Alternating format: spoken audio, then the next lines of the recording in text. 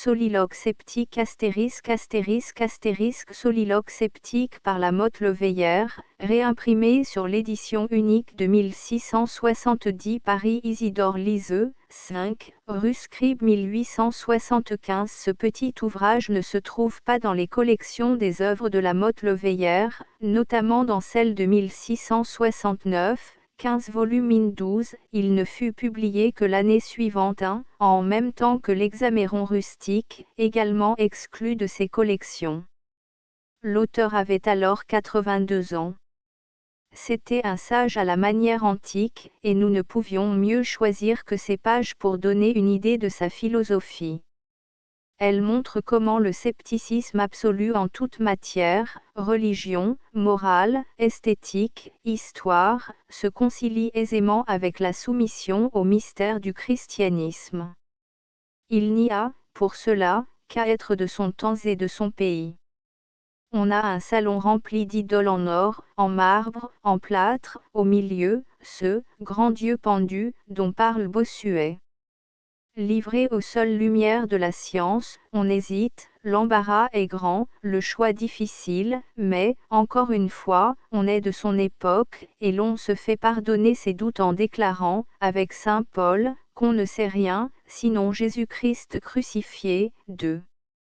Ainsi l'on vit, tranquille et honoré, l'espace de 84 ans, ainsi l'on est précepteur de Louis XIV, et, plus heureux que certains philosophes de nos jours, on a pour collègue à l'Académie française des évêques, Bossuet lui-même, qui ne s'offensant pas de collaborer avec vous à un dictionnaire, parce que vous avez l'audace de penser et d'écrire librement. Il.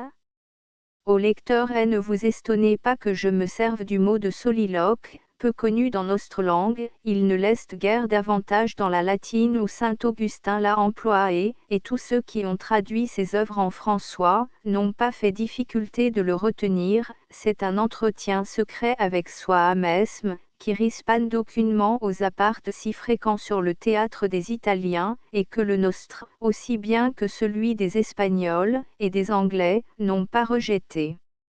Je sais bien qu'on les a condamnés comme ridicules, vu le peu d'apparence qui se trouve à présupposer qu'un acteur puisse prononcer tout bas, sans être entendu de celui qui n'est qu'à 2 pas de lui, ce que tous les auditeurs du parterre, pour éloignés qu'ils soient, doivent entendre.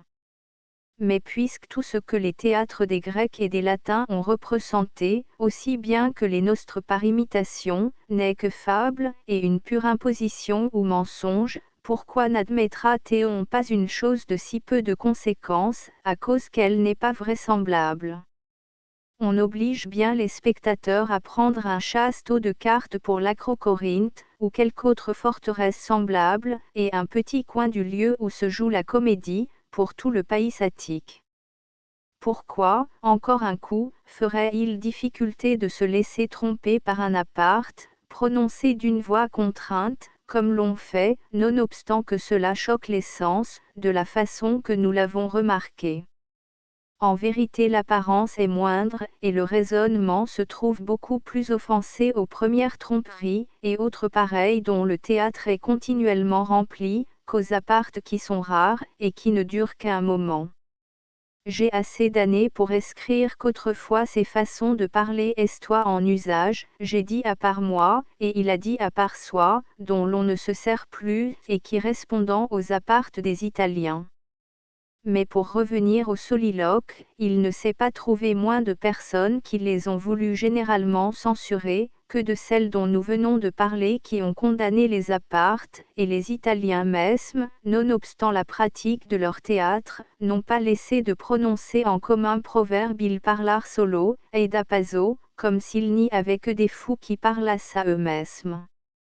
Si est-ce que l'exemple des pythagoriciens dans leurs entretiens secrets, et leur examen journalier de conscience, que Sénèque pratiqua tous les soirs à leur exemple, me font être d'un avis bien différent.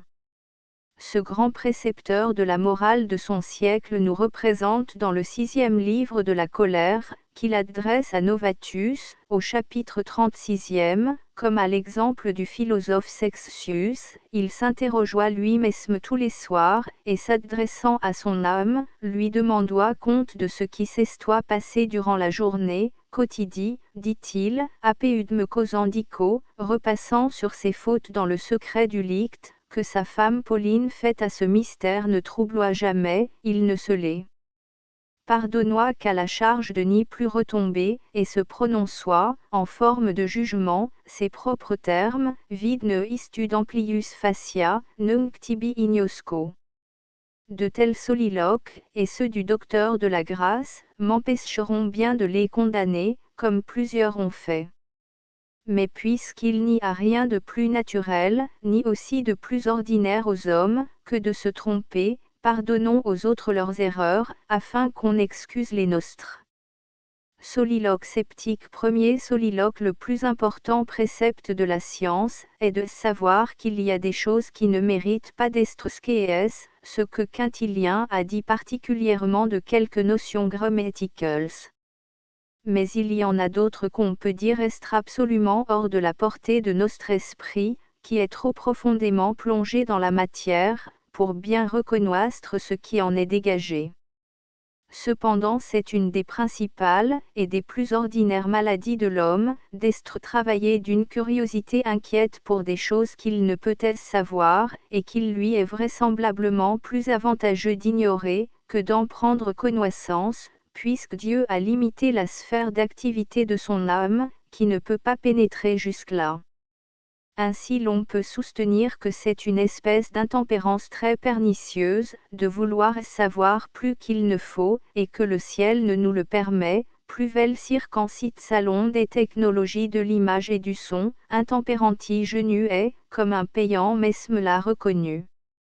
Saint Augustin rapporte au 7e livre de la Cité de Dieu la mesme pensée expliquée par Varron en termes différents, quand ce savant romain déclare que s'il parle des choses divines, c'est à la façon de Xénophane Colophonien, qui protestoit que ce qu'il en écrivoit, n'estoit pas pour le faire passer comme une chose certaine, mais seulement comme une pensée douteuse qu'il en avoit, l'homme ne pouvant posséder là-dessus que des opinions incertaines, parce que la connaissance assurée en est réservée à Dieu seul. Quid putem, non quid contendam, ponam, homini enim et hc opinari, désir. Cela me fait remarquer avec estime la prudence du mufti des Turcs, qui est à peu près parmi eux, et dans leur religion, ce qu'est parmi nous le souverain pontife. Il ne rend jamais de jugement sur ce qui lui est proposé, et ne prononce point sa sentence, qui s'appelle en sa langue feste, sans adjouter à la fin, Dieu le sait mieux. Certes, tout bien considéré, je me confirme dans cette doctrine, que hors les vérités révélées d'en haut, et que la vraie religion nous enseigne, l'on peut sans crime demeurer irrésolu, et sans rien déterminer sur tout le reste. Je vois tous les hommes ainsi faits, qu'ils se moquent, en suivant leur fantaisie, les uns des autres, au mesme thème qu'ils pensent tous avoir raison. Mais pour moi, je ne veux pas me laisser emporter par le torrent de la multitude. Non posso accommodarmi a centere, far concerto, con quasi tutti gli altri uomini, il questo particolare, comme parle cet Italien. Second soliloque. J'avoue que le désir d'apprendre et de savoir est naturel à l'homme, homin sir desiderant, dit le maître de l'école. Mais j'adjuste à cet axiome, que ce mesme désir ne nous distingue pas moins des autres animaux, que la raison, dont nous faisons notre précipu, lorsque nous les nommons tout déraisonnables, comme s'il n'y avait que l'homme qui sait bien discourir, et tirer de bonnes et raisonnables conséquences. Si est-ce que ceux qui ont pris la peine d'observer ces mesmes animaux, ont aperçu en beaucoup d'entre eux des estincelles d'une raison que nous avons voulu nommer imparfaite, bien que Galiléen, et assez d'autres philosophes n'aient pas fait difficulté de prononcer, qu'elle ne diffère de la nôtre que selon le plus et le moins, qui par la doctrine des collèges ne change point l'espèce, plus et minus non mutant spécime. Il n'en est pas de mesme de ce désir ardent de s'instruire, tout particulier à l'homme, sans qu'il se remarque aucun véritable signe d'une pareille envie aux animaux. Au lieu donc de définir l'homme un animal raisonnable, je trouverai moins d'inconvénients à le nommer un animal désireux de savoir, et je penserai former par ces termes une plus juste définition. Mais si la nature n'imprime point dans nos âmes de vains désirs, et qui ne puissent réussir, comme quelques-uns l'ont soutenu, il s'ensuivra que la science nous sera comme naturelle, et que nous pourrions tous l'acquérir, ce qui n'est peut-être pas vrai. L'ignorance, selon beaucoup des plus ingénus philosophes, paroissant être bien plutôt de l'apanage de notre humanité, que la science, comme je m'en suis souvent assez expliqué ailleurs. En vérité, si nous y prenons garde de près, et si nous voulons reconnaître franchement ce qui en est, l'homme n'est pas capable de savoir la raison d'autre chose que de ce qu'il exécute à sa mode, ni comprendre d'autres sciences que celles dont il fait soi-même les principes, ce qui se peut facilement prouver en considérant de bonne sorte les mathématiques. Ô la belle maxime d'État, qui fait, se semble, subsister cette grande monarchie de Moscovie. D'être dans l'ignorance de ce que nous appelons les belles lettres, selon que toutes les relations qui en parlent le font voir. Or ce que l'auteur de Nostrestre nous a révélé, et que la foi chrétienne nous oblige de tenir pour très certain, il n'y a rien que l'esprit humain ne rende douteux et problématique. C'est ce qui a fait dire si excellemment à saint Paul écrivant aux Corinthiens 3, qu'il ne savoir rien sinon Jésus-Christ crucifié. Troisième soliloque. Je ne puis que je n'approuve beaucoup l'interprétation mystérieuse de quelques pères, qui ont pris ce que rapportent Échiel de certaines eaux qu'on passe aisément lorsqu'on n'en a que jusqu'aux talons, et mesme que jusqu'aux genoux et jusqu'aux reins, mais qu'il n'est pas possible de traverser sans se perdre, si l'on pense pénétrer plus avant.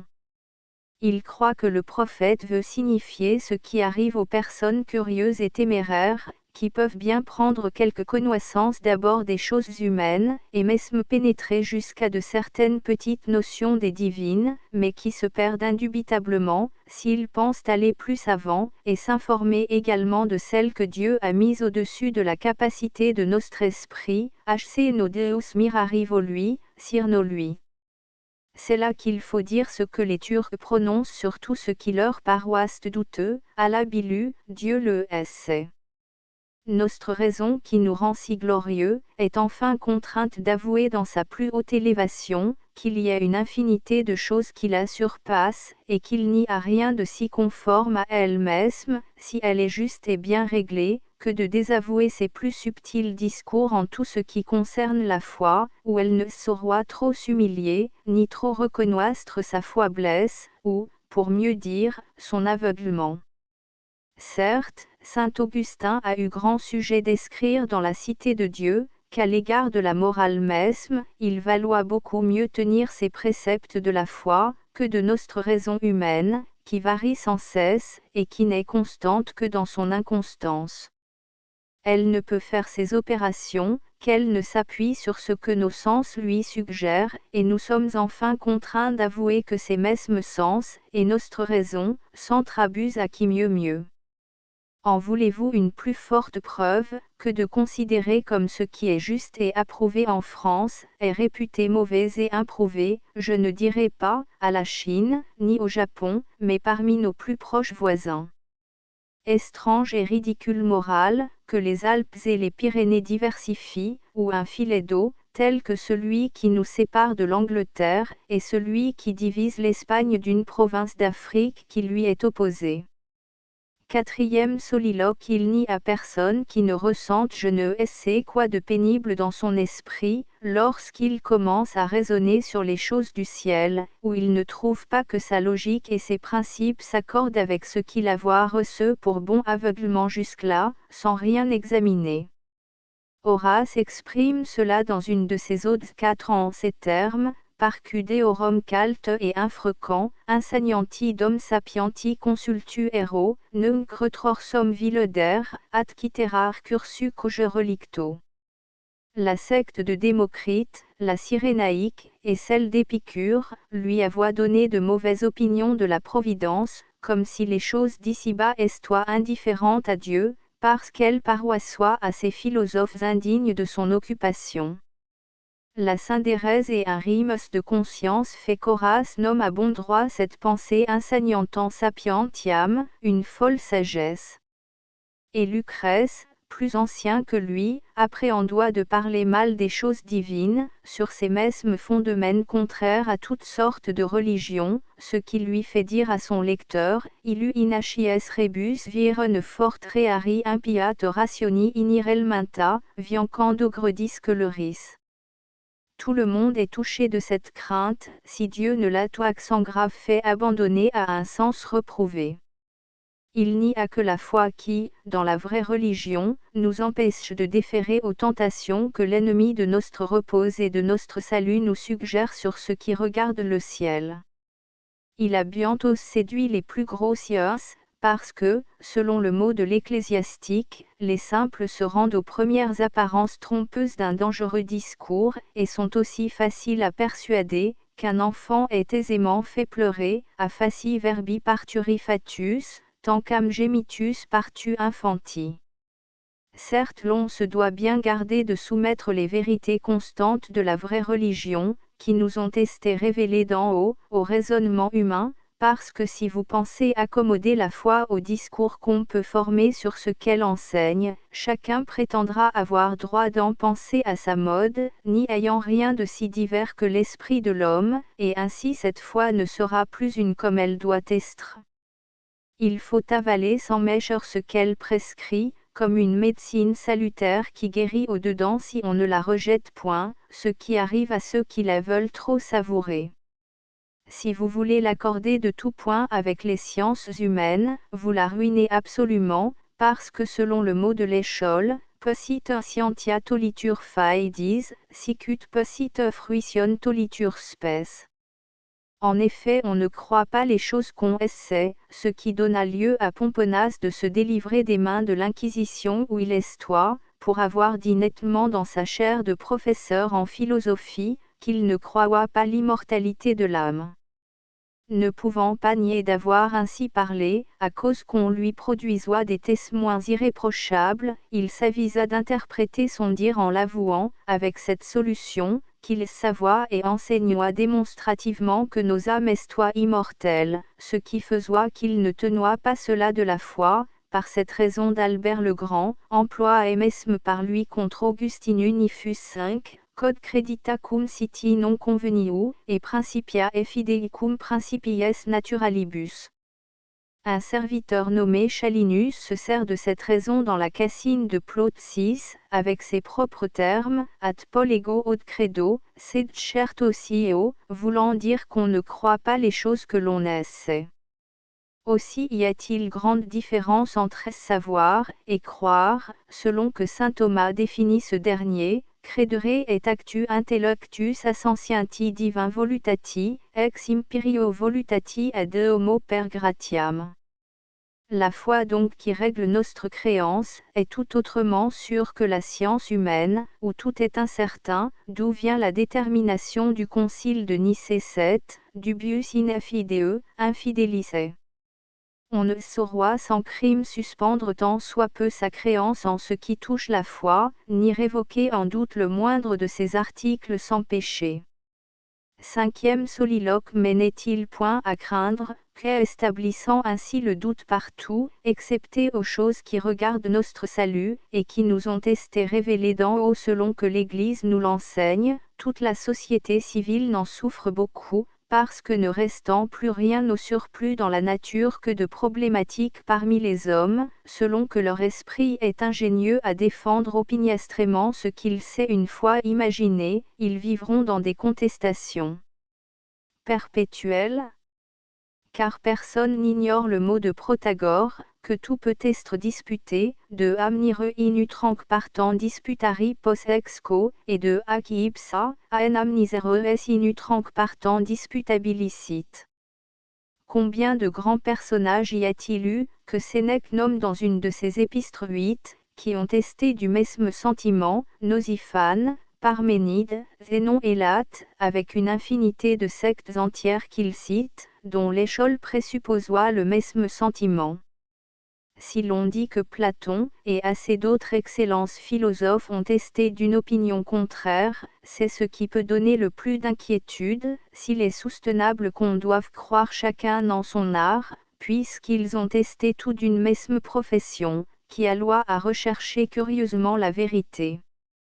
Outre cela, Aristote, le plus grand dogmatique de tous, et le plus affirmatif, nie cette proposition au 3e livre de ses Politiques, chapitre 11e, où il établit pour constant, qu'en toutes sortes d'arts, ceux qui les ignorent, jugent mieux de ce que ces mesmes arts produisent, que les meilleurs artisans qui travaillent avec toutes sortes d'industries.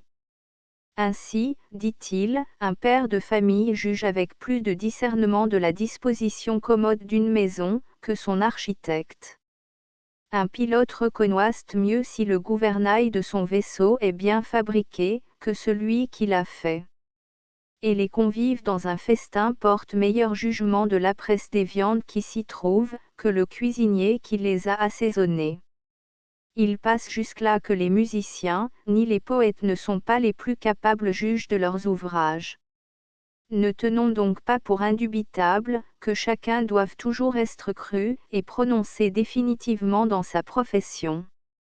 6e soliloque. L'opinion a été fort bien nommée par Héraclite, sacrum morbum, c'est une maladie populaire, une épilepsie qui mérite ce nom, puisqu'elle occupe et infecte la plus noble et la plus sacrée partie de l'homme, qui est l'âme, code sanctissimam homini partant, ok, anim rationalis domicilium percipu infeste. Elle le fait avec tant d'attachement et de fermeté, qu'elle a donné lieu au mot d'opiniâstreté, qui est un mal d'obstination presque insurmontable. Mais il ne faut pas croire, que sous cette appellation de peuple, il n'y ait que la plus vile partie des communautés de comprises. Le vulgaire, puisqu'on se sert encore de ce terme pour désigner des gens de la plus basse estoffe, est souvent tout autre chose que ce que l'on pense. La pourpre et le cordon bleu en font parfois partie, quoique ceux qui s'emparent indignement, se croient être beaucoup au-dessus.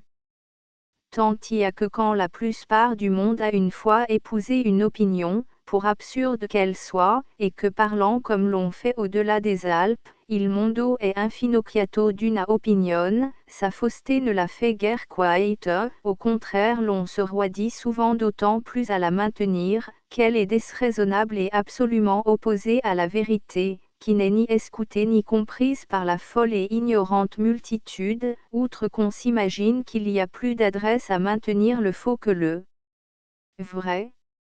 La pitié est que cet entestement est fort contagieux, et qu'il fait trébucher les uns sur les autres dans la foule ceux qui en sont touchés, sans qu'ils sentent leur mal, croyant toujours au contraire n'avoir que de très bonnes pensées.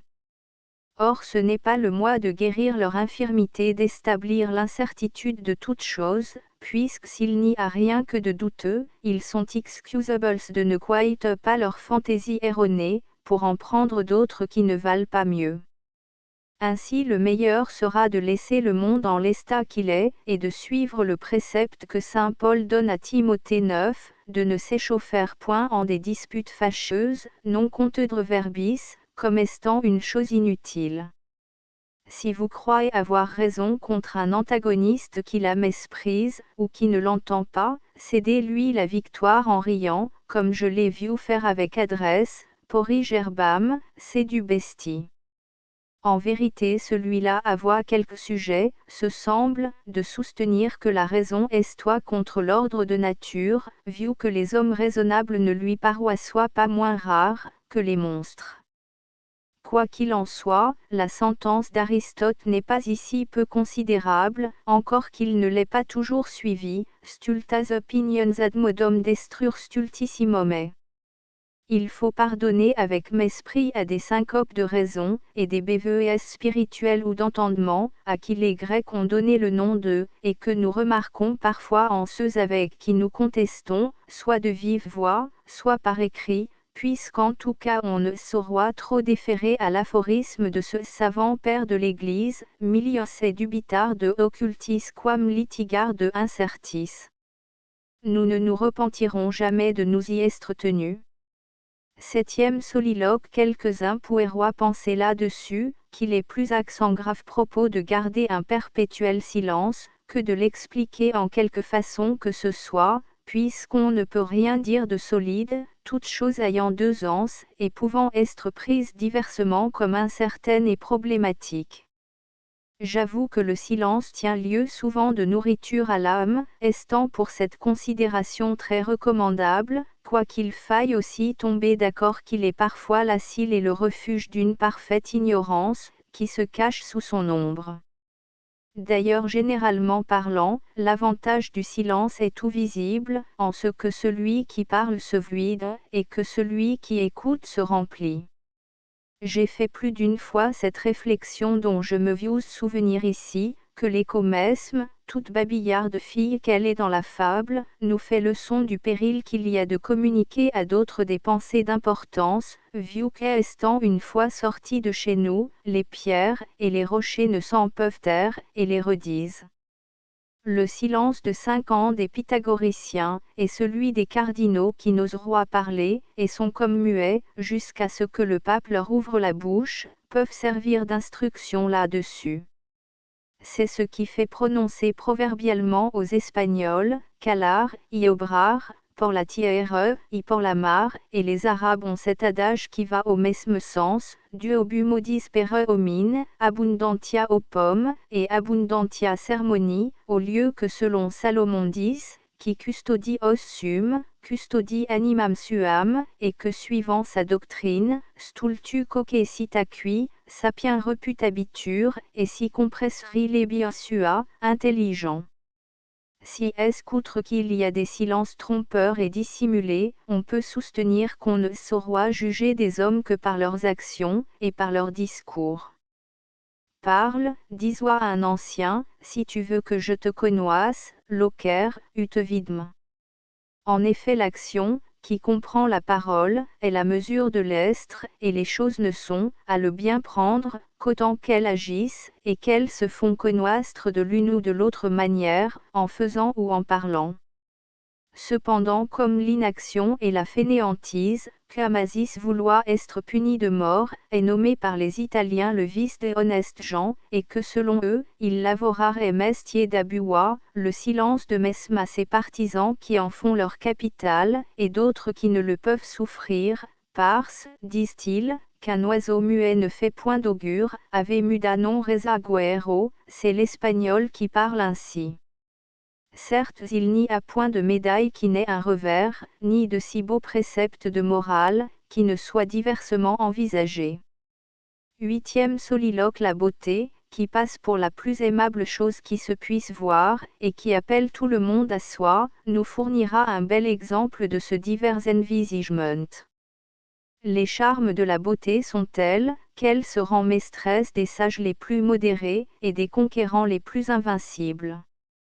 C'est ce qui la fit nommer à Socrate, une tyrannie de peu de temps, ce qui obligea Platon de soutenir qu'il n'y avait rien de beau, qui ne fasse encore bon, et ce qui a contraint Aristote d'écrire que cette beauté portoit avec elle plus de recommandations, que quelques lettres de faveur qu'on passe obtenir.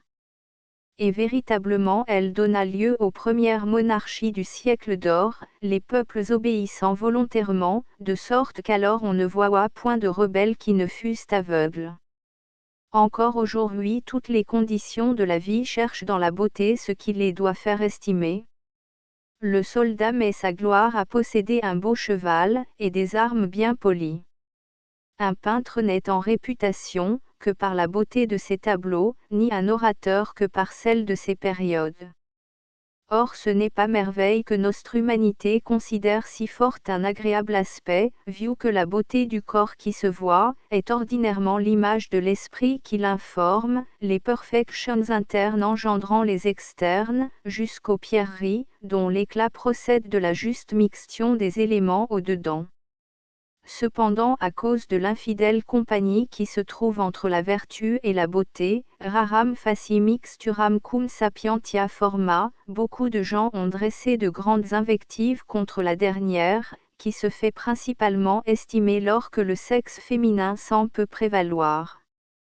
car pour les hommes ils doivent prendre ailleurs leur avantage, ce qui a fait dire à l'ecclésiastique, non laud virum in facis sua, nex perna hominem in visus suo. Et la réflexion de Gillian me semble fort juste, qu'Homère n'ayant parlé qu'une fois de Nirée comme du plus beau des princes grecs, il a voulu donner à comprendre que les beaux hommes ne sont presque bons à rien. C'est contre les belles dames que la satire s'exerce ici, comme s'il n'y avait que les laides qui puissent se garantir du vice, casta quam nemo rogavi. Encore voudra-on rendre injustement la pudicité de celles-ci méprisables, par cette mauvaise raison, que leur âme n'a pas toujours resté chaste, dans une volonté corrompue, que malam facim abans pius pudic sunt, non animus illis deust, sed que rapte, comme en parle Sénèque dans une de ses controverses. Je me souviens de la raillerie de celui qui disait d'une fille peu aimable, que Dieu pour la sauver avait mis son âme en sauveté, dans un corps que personne ne pouvait aimer. On ne saurait nier à l'égard des belles, que leur humeur superbe ne les fasse parfois haïr. Car comme l'avoue Ovide, leur plus grand ami 11, fastu inest pulchris, ce qui turque superbia formam. Et néanmoins l'on peut dire à la plus agréable de toutes, quid excoli formam. Cum omnia fesri, a maltis animalibus de Corvins ridus.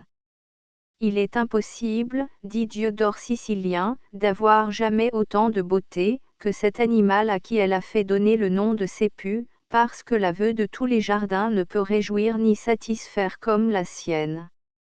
Ce sont néanmoins des beautés d'un ordre si différent, que j'ai de la peine à souffrir cette comparaison.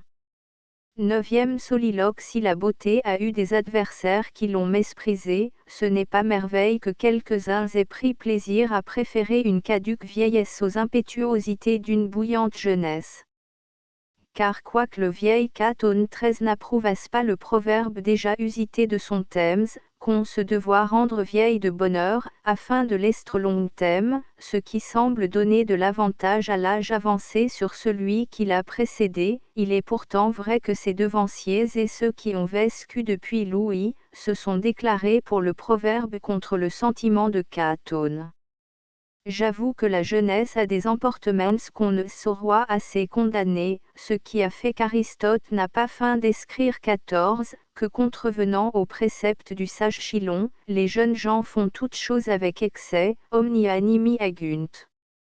La modération des vieillards a quelque avantage pour ce regard, quoique saint Basile XV ait prononcé contre elle, qu'elle est toi plutôt une impuissance de continuer les désordres de la jeunesse, qu'une vraie tempérance, temperantia in senectiut, non temperantia sed lasciviendi impotentia. C'est une triste chose d'avoir recours à la fable, pour dire que les cygnes blancs qui tirent le char de Vénus, signifient qu'elle n'est pas ennemie des testes blanches, qui peuvent encore se faire agréer. On dit de mesme à l'avantage des femmes qui sont avancées dans l'âge, qu'il y a des animaux qui méprisent les jeunes femelles, et leur préfèrent les vieilles.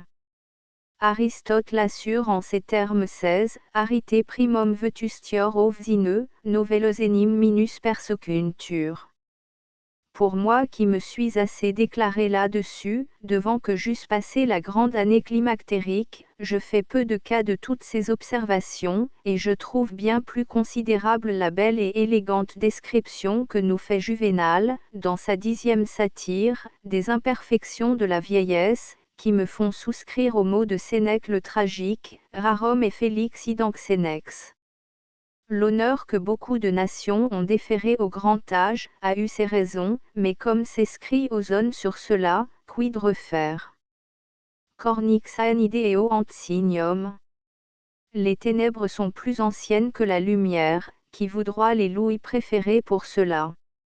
Je me suis trouvé il y a peu de jours avec un Macrobie si impertinent, qu'il me confirma dans l'opinion où j'ai toujours resté, qu'on peut retourner en enfance par caducité, et devenir comme celui dont je parle, senex bis pue, terfatus, quater improbu. D'ailleurs, il n'y a rien de plus misérable qu'un vieillard, qui n'a rien dont il se puisse vanter, que d'avoir éprouvé une infinité d'adversités, et de s'être vu comme il est encore, semblable à la fourmi de Virgile. In opime tu en formica senect, ce qui plonge dans une infâme avarice, parce que, selon le dire des Italiens, canto pi l'uccello è vecchio, tanto pi mal volontieri lascia la pioma. Si le nom de sénateur a été honorable à Rome à cause de leurs longues années, code signeurs, et si celui de seigneur en France procède d'une mesme origine, il ne faut pas laisser de tomber d'accord, qu'il n'y a que les belles actions, au cas que nous ayons été assez heureux pour en produire, qui nous puissent rendre dans la vieillesse plus considérable que les jeunes gens. C'est le fondement de ce beau mot d'Ovide écrivant à Livia sur la mort du jeune Drusus son fils, acta senem faciunt, hc numranda tibi. Le reste qui accompagne notre caducité, semble être plutôt digne de compassion qu'autrement. 10e soliloque. Quoi qu'il en soit, nos jours restant comptés au ciel de toute éternité, selon notre plus commune croyance, je ne vois pas bien le fondement des honneurs qu'on rend à ceux qui ont vu rouler plus longtemps sur leur test les sphères d'en haut, que le reste des autres hommes, non plus que tout ce qui leur arrive, cela dépendant d'un mesme principe, sans qu'il y ait pu rien contribuer. Ventidiu quid enim, quid Tullius, annaliud quam sidu, et occulti miranda potentia fati 17. Car toutes nos destinées, dont les anciens ont tant parlé, dépendoient selon eux des corps supérieurs, et du différent aspect des astres, ce qu'observent encore aujourd'hui nos faiseurs d'horoscopes, et tous ceux qui défèrent aveuglément à l'astrologie judiciaire. Or tout est si frivole, et si incertain dans cette prétendue science, que le nombre des cieux n'y est pas constant, assez de philosophes ayant présupposé que les astres y estoient comme les oiseaux en l'air, et les poissons dans l'eau. Il n'y a eu que les Juifs qui aient bien assuré qu'il y avoit 10 cieux, de sorte qu'en leur langue le ciel n'a point de singulier, et n'est jamais employé qu'au pluriel.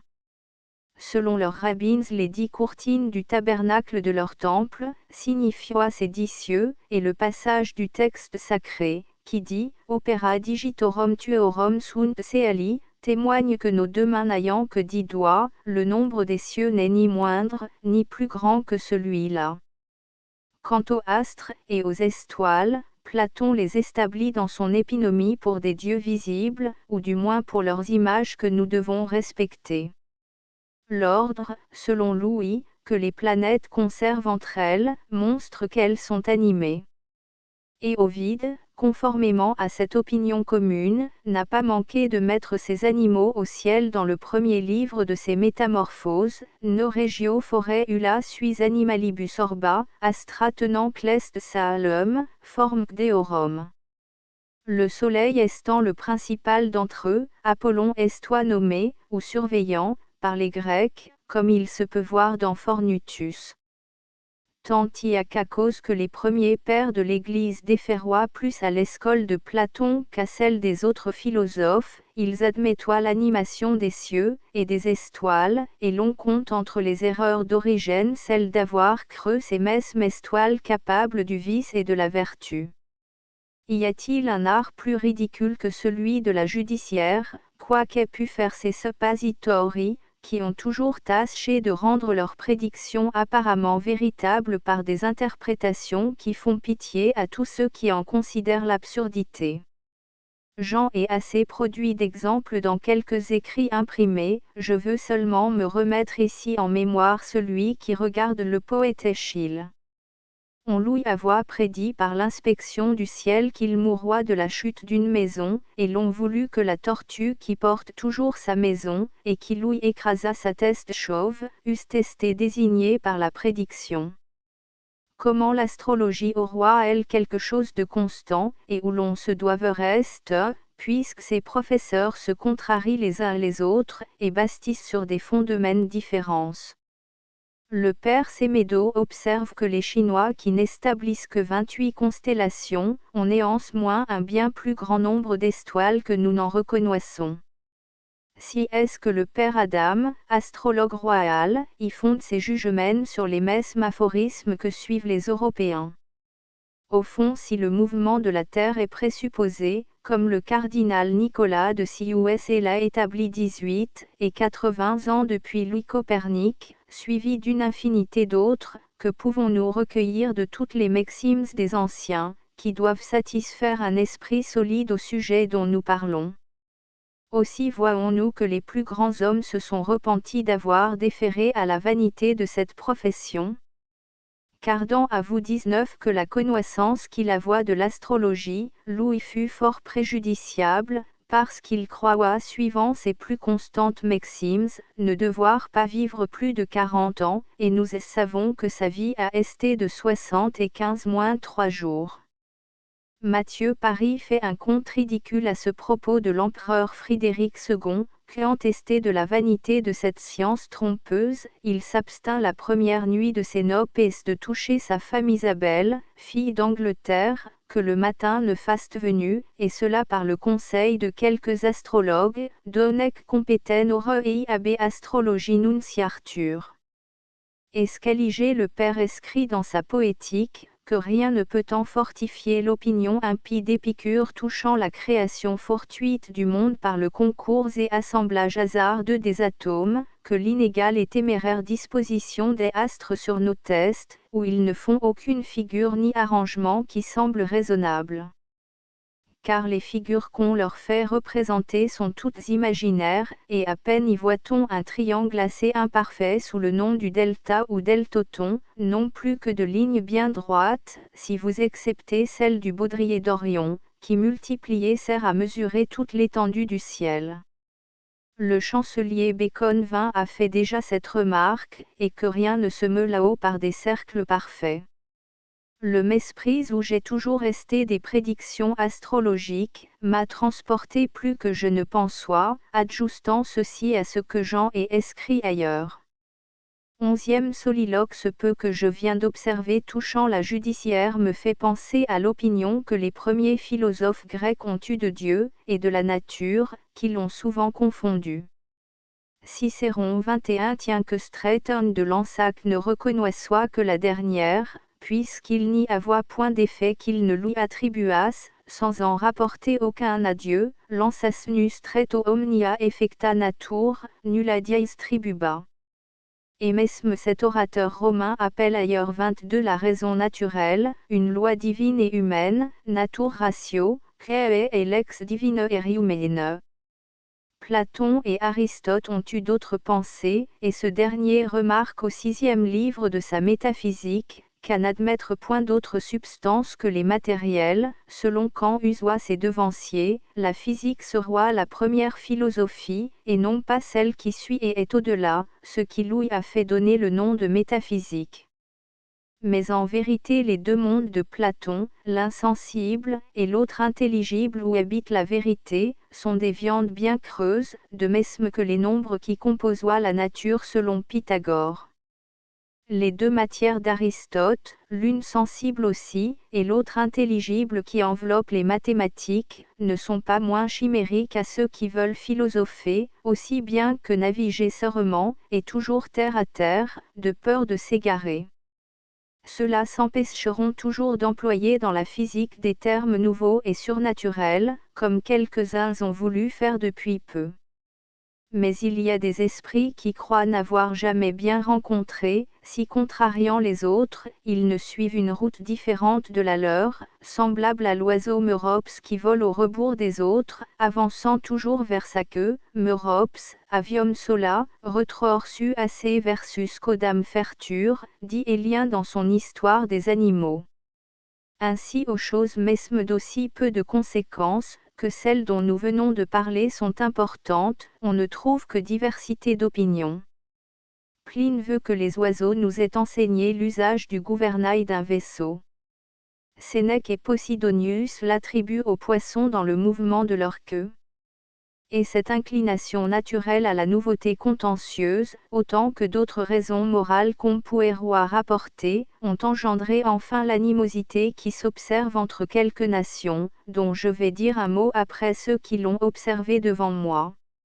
Il y a une antipathie physique, se semble, entre l'allemand et le polonois, le suédois et le danois, l'anglois et l'escossois, le gallois ou habitant du pays de Galles, et l'irlandois. Le portugais ne s'accorde pas mieux avec le castillan, non plus qu'autrefois le parisien avec le norman, et le génois avec le vénitien, ou l'aragonois.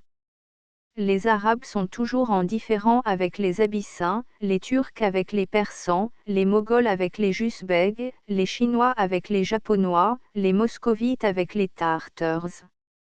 Nos anciens Gaulois estoient si haïs des Romains, qu'ils n'exemptoient de la guerre leurs sacrificateurs, que quand il falloit aller au combat contre les Gaulois, in gallico tumultu, ce que Plutarque a remarqué dans la vie de Camillus. Je laisse l'injustice des historiens d'Italie contre notre nation, pour considérer simplement l'impertinence de Pétrarque, d'ailleurs fort apprisé, quand il veut que la férocité seule de nos mures nous ait imposé le nom de François, a feritate morum Francos dictos. Mais quittons un sujet par trop odieux.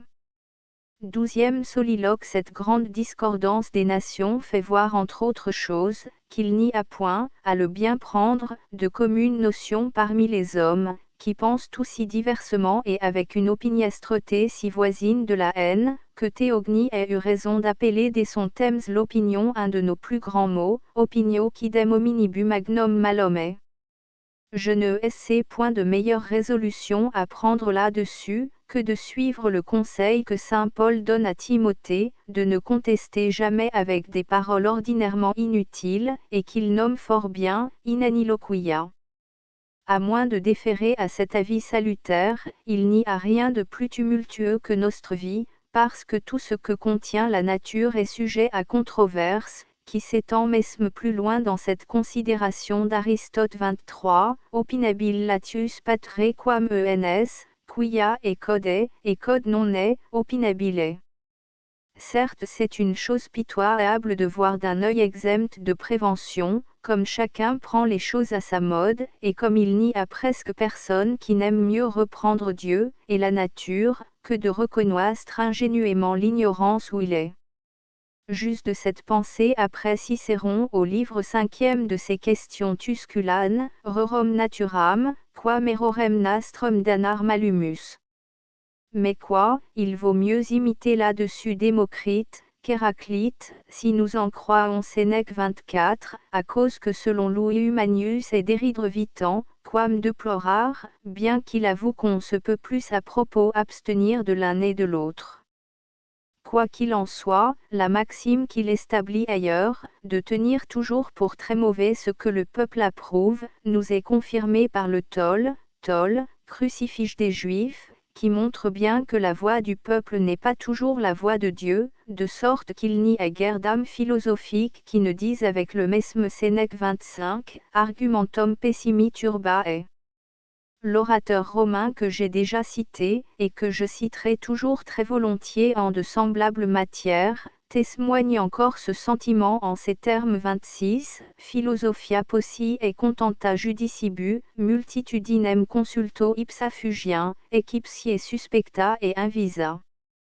C'est une merveille que sa profession d'éloquence, d'où il retira sa principale recommandation, lui est permis de reconnaître si franchement cette vérité, parce qu'elle paroisse absolument contraire au bien-dire des orateurs, qui est une faculté populaire, et qui ne vise qu'à obtenir l'approbation d'un grand nombre d'auditeurs. Ce qui m'étonne davantage, c'est que cela vienne de celui qui a, dès le premier livre de ses questions tusculanes, voulu prouver l'existence des dieux, et l'immortalité de nos âmes, par cette considération, qu'une opinion générale peut être prise pour la propre voix de la nature, omnium consensus natur voxe, n'y ayant rien de plus opposé que le sont ces textes l'un à l'autre, par des axiomes tout accent grave fait différence. Il ne faut pas néanmoins le blasphémer là-dessus. Le changement d'avis, et la diversité d'opinions selon le sujet qu'on traite, n'est condamnable ni en Louis, ni en tous ceux qui philosophant académiquement ne se rendent jamais esclaves de leurs premiers sentiments. Je veux me souvenir en sa faveur de ce que les anciens faisaient à Neptune, sous le nom du Dieu conçu, auteur de tous les bons avis. Or il donna apparemment à entendre par là, que comme la mer que ce Dieu gouvernoit, change de face à tous moments, il n'est pas honteux ni mauvais de prendre des avis différents, selon la diversité des thèmes et des sujets qui obligent à le faire. 13e soliloque entre les choses dont la noblesse et le peuple sont le mieux d'accord, c'est d'amasser du bien si faire se peut, et de fuir la pauvreté. Les philosophes 27 considèrent que la vertu ne s'acquiert pas avec les biens, mais qu'au contraire, c'est assez souvent la vertu qui nous fait obtenir des biens. Et pour le regard de la pauvreté, l'ecclésiastique ne laisse rien à dire pour l'éviter, quand il assure qu'il vaut mieux mourir, que d'y tomber, fili, in tempore vitune indigea, milios et enim mori, quand indigre. C'est pourquoi nous voyons que tout le monde veut devenir riche en quelque manière que ce soit, ande habit curinemo, sedo porte abre. L'homme le plus vertueux, le mieux sensé, et de la plus haute extraction, s'il est mal vêtu, et que ses habits soient percés au coude, n'osera parler en bonne compagnie, au péril qu'il courroie d'être moqué au mesme thèmes qu'on applaudit au discours impertinent d'un fat, qui a les rieurs de son costé, parce qu'il s'est richement paré. Et genu, et vertus, nisi cum revilior elge et 28. Car cet RES des latins qui se trouve dans l'opulence, donne des amis et des fauteurs partout, RES amicos inveni, comme le fait si accent grave propos remarquer ce vieillard antifaux dans le stichon de Plaute 29. C'est ici un lieu trop commun parmi les savants, et trop facile à être amplifié, pour s'y rester davantage.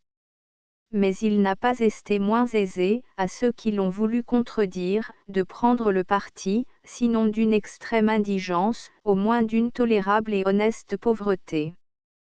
Culmen libro tegi, ont-ils dit après Sénèque, sub marmorat coro servitus habita. Un peu de nécessité aiguise l'esprit, elle a ses gaietés plus parfaites souvent, et plus fidèles, que ne les a l'abondance. Et Dieu soit loué qu'il y ait des jours dans la vie, où le riche porte envie à la condition du pauvre. En vérité, quelqu'un n'a pas mal rencontré d'écrire, qu'on voit la plupart des grands richards tenir dans leur coffre le rachat des captifs, la liberté des prisonniers, la santé des malades, la joie des affligés, et la vie des languissants, sans qu'on puisse reprocher une telle malédiction à ceux que la fortune a moins favorisés. Je me trompe de parler ainsi de cette déesse aveugle. Le bien, la noblesse, et la science même, sont des dons du ciel, qui les jettent parfois, dit Épictète, comme l'on fait des noix et des figues aux enfants, sans qu'il faille se battre comme eux à qui en aura le plus, quoiqu'il soit permis de s'en prévaloir quand il se présente à vous, et qu'on le peut faire civilement. En effet, le chef des gymnosophistes Mandanis ne pouvait prononcer un plus bel axiome, que celui que nous lisons de Louis dans Strabon, qu'il n'y a point de maison plus à estimer, que celle qui se contente de peu, se passant de ce dont les autres abondent. Car on peut soutenir qu'il est même parfois avantageux, de diminuer ses richesses, pour devenir plus riche, et d'imiter le bon vigneron, qui coupe la vigne pour la faire mieux produire. La pensée de Pline est excellente là-dessus dans la préface du 14e livre de son Histoire naturelle, que les sciences et les arts libéraux sont tombés de la liberté qui leur avait donné le nom, dans la servitude, en ce qu'autrefois les plus accommodés des biens de fortune, se plaisoient à cultiver leurs esprits, chose que l'opulence a depuis empêché, rerom amplitudo d'anno fuit. Car il est arrivé que les hommes seuls qui se sont vus réduits à la pauvreté et à la servitude, ont fait valoir les arts et les sciences, parce qu'ils n'avaient que ce seul moyen pour se faire considérer, et pour subsister, quaedam sterilitateat forta necessaret animi bone exercer. C'est ainsi que parle Pline, et qu'on balance toutes choses. Rogatu antistene quidem ex philosophia lucratus esse, mecum, colloquipos. Qui plura novi, ium majora secuntur dubia. Ariste. Extrait du privilège par lettre de privilège du roi, en date du 9 mars 1651, signé Conrart. Il est permis à Monsieur de la Motte-Leveillère, conseiller du roi en ses conseils, de faire imprimer, vendre et débiter tous les traités, lettres, opuscules et autres pièces de sa composition, par tel imprimeur ou libraire qu'il voudra choisir, conjointement ou séparément, en un ou plusieurs volumes, en telle marge, en tel caractère, et autant de fois que bon lui semblera, durant l'espace de 20 ans, et défense sont faites à toute personne, d'imprimer, vendre, ni débiter aucun de ces traités et opuscules, sans son consentement, ou de ceux qui auront droit de l'ouïe, sur peine de 3000 livres d'amende, et autres plus grandes, ainsi qu'il est plus amplement spécifié par lesdites lettres. Achevé d'imprimer sur les presses de Montrose typographe à Paris, rue du Dragon, 31 le 29 janvier 1875. Note, 1 Paris, Louis Bienne, 1670, petit in 12. 2 page 8. 3 épée. IC2. 4 LIOD 34. 5 in Defensorio, C27. Circa fin. 6 acte 2. SC 26. 7 baron. Tome. 2 8 épée. 88 9 épée. 2 C1. 10 Piaro V C13. Et 17. 11 Fast. L lit 12 scènes. Épée. ULT. 13 CIC. Lib de Sénect. 14 Ray. L2. V12. 15 CONC. 8 de Payne. 16 de Histanime. L5. C14. 17 Juven. Sat. 7 18 de Docta Ignore. L2. C12. 19 Lib de Vita Propria, C10. 20 de Ogem. Sian. P166. 21 Chou. Academy. L4. 22 de Afik. L3. 23 Top. L4. C15. 24 de Trank. IC15. 25 de Vita Beata, C2. 26 Tusk. Chou. L2. 27 Ariste. Polly L7. CI 28 Aura. L Lissat. 629 Acte 4. SCI. Note de transcription, les erreurs clairement introduites par le typographe ont été corrigées. L'orthographe d'origine a été conservée et n'a pas été harmonisée. Astérisque astérisque astérisque End of the Project Gutenberg eBook Soliloque Septique astérisque astérisque astérisque Updated editions will replace the previous one. The all editions will be renamed. Creating the works from print editions not protected by US copyright law means that no one owns the United States copyright in these works, so the Foundation and you can copy and distribute it in the United States without permission and without paying copyright royalty. Special rule, set forth in the general terms of use part of this license, apply to copying and distributing Project Gutenberg symbol marque commercial electronic works to protect the Project Gutenberg symbol marque commercial concept and trademark. Project Gutenberg is a registered trademark, and may not be used if you charge for an ebook, except by following the terms of the trademark license, including paying royalty for use of the Project Gutenberg trademark. If you do not charge anything for copy of this ebook, complying with the trademark license is very easy. You may use this ebook for nearly any purpose such as creation of derivative works, report, Performance and Research. Project Gutenberg ebooks may be modified and printed and given away. You may do practically anything in the United States with ebooks not protected by US copyright law. Redistribution is subject to the trademark license, especially commercial redistribution. Start, full license. The full Project Gutenberg license. Please read this before you distribute or use this work to protect the Project Gutenberg symbol mark. Commercial mission of promoting the free distribution of electronic works, by using or distributing this work, or any other work associated in any way with the phrase Project Gutenberg. You agree to comply with all the terms of the full Project Gutenberg symbol mark commercial license available with this file or online at www.gutenberg.org/licence. Section 1.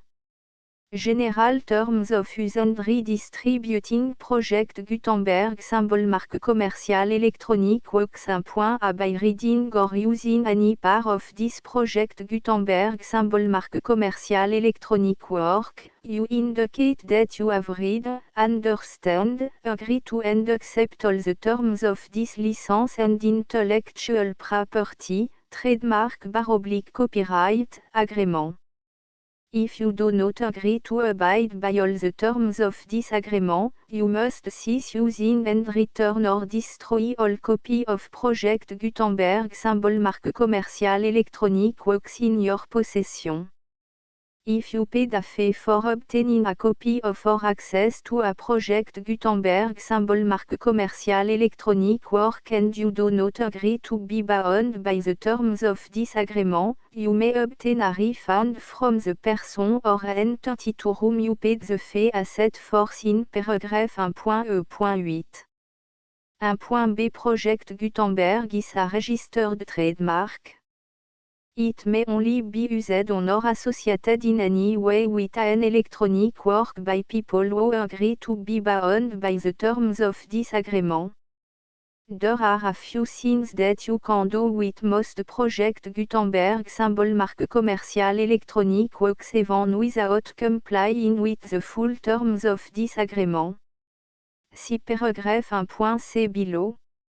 There are a lot of things you can do with Project Gutenberg symbol mark commercial electronic works if you follow the terms of this agreement and help preserve free future access to Project Gutenberg symbol mark commercial electronic works. See paragraph 1.e below. 1.c. The Project Gutenberg Literary Archive Foundation, the Foundation or PGLAF, owns a compilation copyright in the collection of Project Gutenberg symbol mark commercial electronic works. Nearly all the individual works in the collection are in the public domain in the United States. If an individual work is unprotected by copyright law in the United States and you are located in the United States, we do not claim a right to prevent you from copying, distributing, performing, displaying or creating derivative works based on the work alone as all references to Project Gutenberg are removed. Of course, we hope that you will support the Project Gutenberg symbol mark commercial mission of promoting free access to electronic works by freely sharing Project Gutenberg symbol mark commercial works in compliance with the terms of this agreement for keeping the Project Gutenberg symbol mark commercial name associated with the work. You can easily comply with the terms of this agreement by keeping this work in the same format with its attached full Project Gutenberg symbol mark commercial license when you share it without charge with others. 1.d. The copyright laws of the place where you are located also govern what you can do with this work. Copyright laws in most countries are in a constant state of change.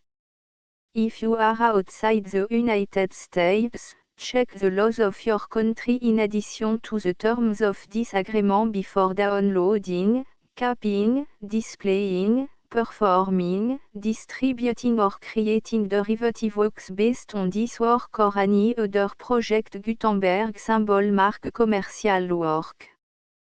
The Foundation makes no representations concerning the copyright status of any work in any country other than the United States. Unless you have removed all references to Project Gutenberg. 1.1. The following sentence, with active links to, or other immediate access to, the full Project Gutenberg symbol marque commercial license must appear prominently whenever any copy of a Project Gutenberg symbol marque commercial work, any work on which the phrase Project Gutenberg appears, or with which the phrase Project Gutenberg is associated, is accessed, displayed, performed, viewed, copied or distributed. This e-book is for the use of anyone anywhere in the United States and most other parts of the world at no cost and with almost no restriction whatsoever. You may copy it, give it away or reuse it under the terms of the Project Gutenberg license included with this e-book or online at www.gutenberg.org. If you are not located in the United States, you will have to check the laws of the country where you are located before using this e-book. 1.2. If an individual Project Gutenberg symbol marque commercial electronic work is derived from texts not protected by US copyright law, does not contain a notice indicating that it is posted with permission of the copyright holder, the work can be copied and distributed to anyone in the United States without paying any fees or charge. If you are redistributing or providing access to a work with the phrase Project Gutenberg associated with or appearing on the work, you must comply either with the requirements of paragraphs 1.1 through 1.7 or obtain permission for the use of the work and the Project Gutenberg symbol marque commercial trademark as set forth in paragraphs 1.8 or 1.9. 1.3. If an individual Project Gutenberg symbol marque commercial electronic work is posted with the permission of the copyright holder, your use and distribution must comply with both paragraphs 1.1 through 1.7 and any additional terms imposed by the copyright holder.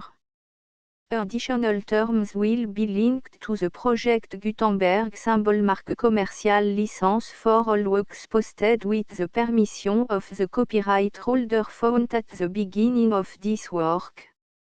1.4.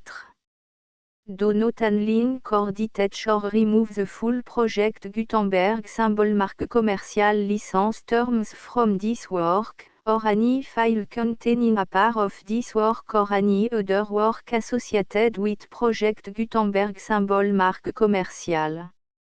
1.5. Do not copy, display, perform, distribute or redistribute this electronic work, or any part of this electronic work, without permanently displaying the sentence set forth in paragraph 1.1 with active links or immediate access to the full terms of the Project Gutenberg symbol marque commercial license. 1.6. You may convert to and distribute this work in any binary, compressed, marked up, non-proprietary or proprietary form, including any word processing or hypertext form. However, if you provide access to or distribute copy of a Project Gutenberg symbol marque commercial work in a format other than plain vanilla ASCII or other format used in the official version posted on the official Project Gutenberg symbol marque commercial website, www.gutenberg.org, you must, at no additional cost, fee or expense to the user, provide a copy, a means of exporting a copy, or a means of obtaining a copy upon request, of the work in its original plain vanilla ASCII or other form.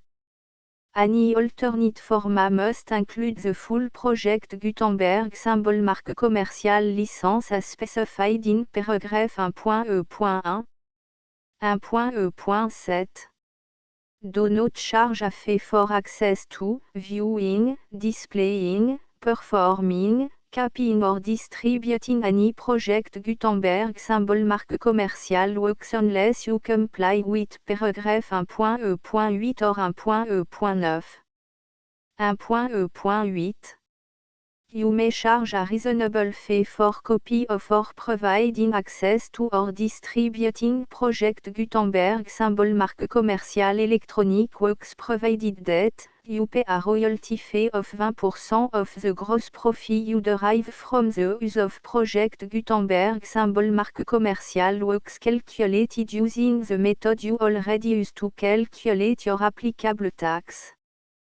The fee is owed to the owner of the Project Gutenberg symbol marque commerciale trademark, BU et HAS agreed to donate royalty under this paragraph to the Project Gutenberg Literary Archive Foundation.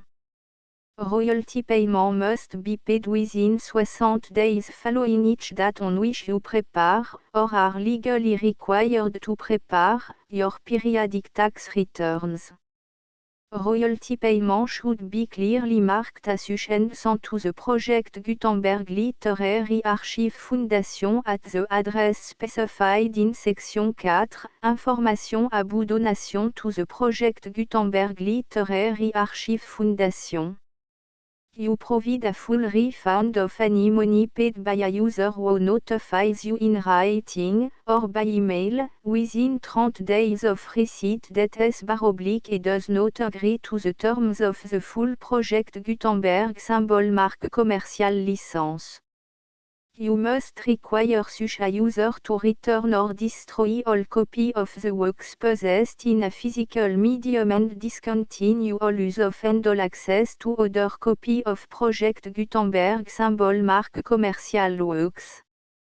You provide, in accordance with paragraph 1.f.3, a full refund of any money paid for a work or a replacement copy, if a defect in the electronic work is discovered and reported to you within 90 days of receipt of the work. You comply with all other terms of this agreement for free distribution of Project Gutenberg symbol marque commerciale works. 1.e.9. If you wish to charge a fee or distribute a Project Gutenberg symbol marque commerciale electronic work or group of works on different terms than are set forth in this agreement, you must obtain permission in writing from the Project Gutenberg Literary Archive Foundation, the manager of the Project Gutenberg symbol marque commerciale trademark. Contact the Foundation as set forth in Section 3 below. 1.f.1.f.1 Project Gutenberg volunteers and employees expend considerable effort to identify, do copyright research on, transcribe and proofread works not protected by US copyright law in creating the Project Gutenberg symbol marque commerciale collection. Despite these efforts, Project Gutenberg symbol marque commerciale electronic works, and the medium on which they may be stored, may contain defects such as, but not limited to, incomplete, inaccurate or corrupt data, transcription errors, a copyright or other intellectual property infringement, a defective or damaged disk or other medium, a computer virus, or computer code that damage or cannot be read by your equipment.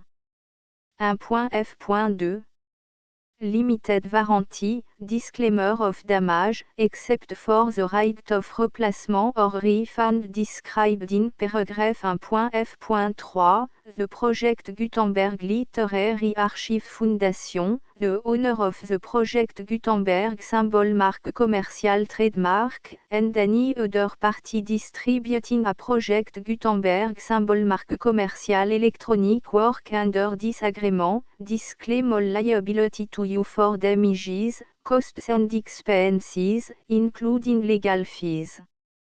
You agree that you have no remedy for negligence, strict liability, breach of warranty or breach of contract except those provided in paragraph 1.f.3. You agree that the Foundation, the trademark owner, and any distributor under this agreement will not be liable to you for actual, direct, indirect, consequential, punitive or incidental damages even if you give notice of the possibility of such damage. 1.f.3 Limited right of replacement or refund, if you discover a defect in this electronic work within 90 days of receiving it, you can receive a refund of the money, if any, you paid for it by sending a written explanation to the person you received the work from. If you received the work on a physical medium, you must return the medium with your written explanation. The person or entity that provided you with the defective work may elect to provide a replacement copy in lieu of a refund. If you received the work electronically, the person or entity providing it to you may choose to give you a second opportunity to receive the work electronically in lieu of a refund. If the second copy is also defective, you may demand a refund in writing without further opportunities to fix the problem.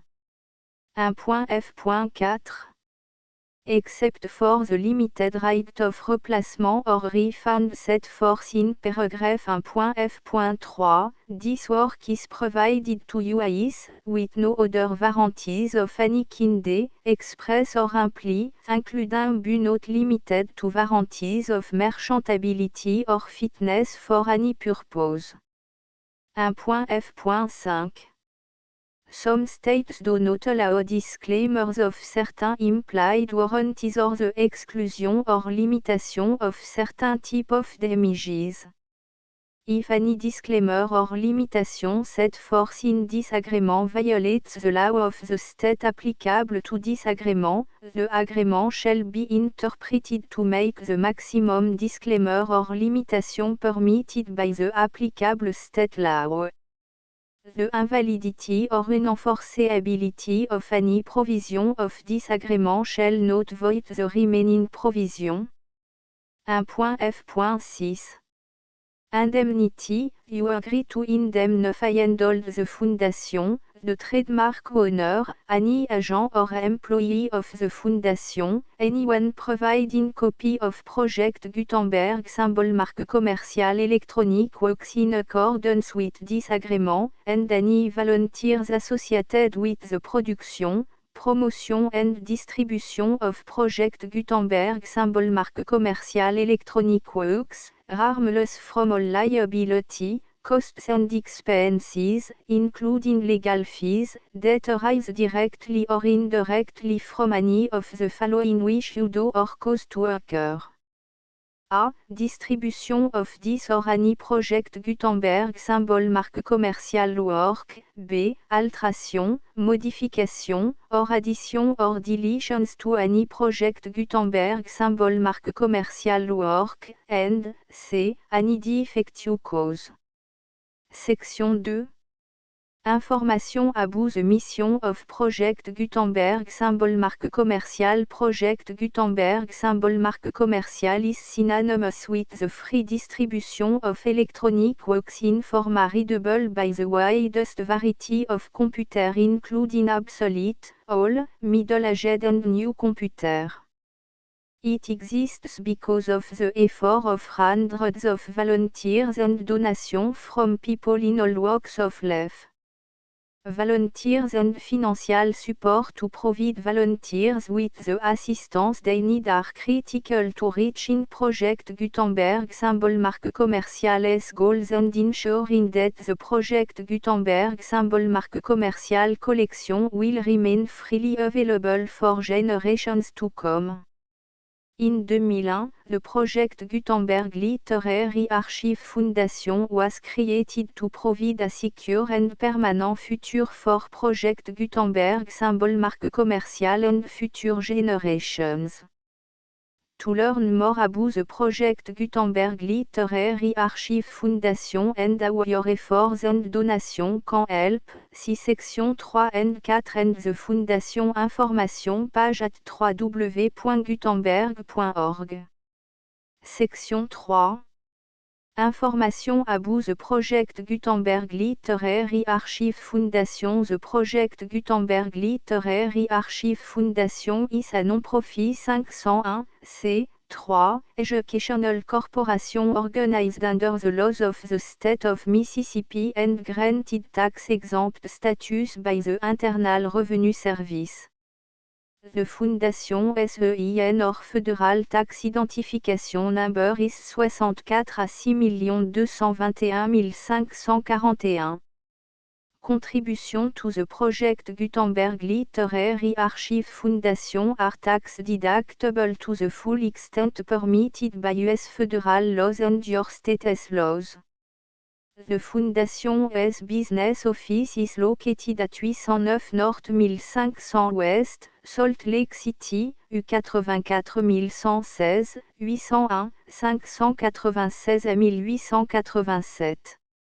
Email contact links and up-to-date contact information can be found at the Foundation's website and official page at www.gutenberg.org/contact section 4.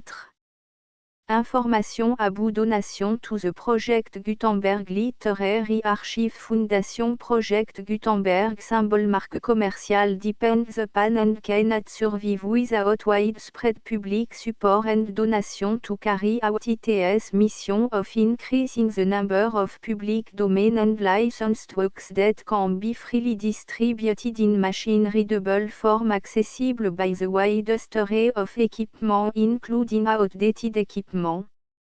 Many small donations, $1 to $5,000, are particularly important to maintaining tax-exempt status with the IRS. The Foundation is committed to complying with the laws regulating charities and charitable donations in all 50 states of the United States.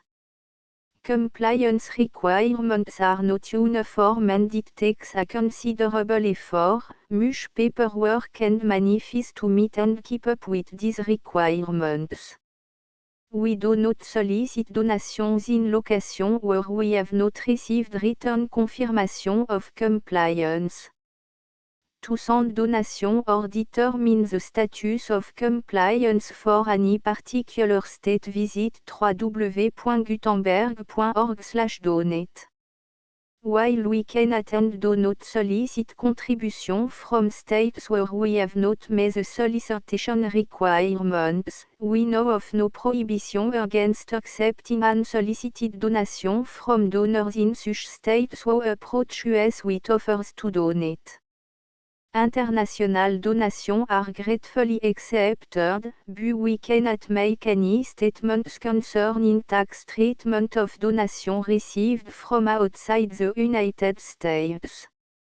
US laws alone swam for small staff. Please check the Project Gutenberg web page for current donation methods and addresses. Donations are accepted in a number of other ways including checks, online payments and credit card donations. To donate, please visit www.gutenberg.org/donate. Section 5. Général information about Project Gutenberg symbol marque commercial electronic works. Professor Michael S. R. was the originator of the Project Gutenberg symbol marque commercial concept of a library of electronic works that could be freely shared with anyone. For 40 years, et produced and distributed Project Gutenberg symbol marque commercial ebooks with only a loose network of volunteer support. Project Gutenberg symbol marque commercial ebooks are often created from several printed editions, all of which are confirmed and not protected by copyright in the US unless a copyright notice is included. Thus, we do not necessarily keep ebooks in compliance with any particular paper edition. Most people start at our website which has the main page search facility, www.gutenberg.org. This website includes information about Project Gutenberg symbol marque commercial, including how to make donation to the Project Gutenberg Literary Archive Foundation, how to help produce our new ebooks, and how to subscribe to our email newsletter to read about new ebooks. Soliloque sceptique au lecteur premier, soliloque second, soliloque troisième, soliloque quatrième, soliloque cinquième, soliloque sixième, soliloque septième, soliloque huitième, soliloque neuvième, soliloque dixième, soliloque onzième, soliloque douzième, soliloque treizième, soliloque extrait du privilège note de transcription, de full Project Gutenberg licence 58,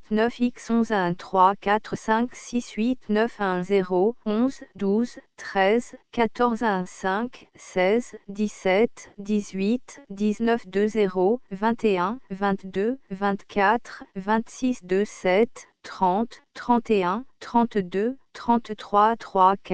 25, 36, 37, 38, 41, 42, 43, 44, 45, 46, 47, 48, 49, 50. 51, 52, 53, 54, 55, 57.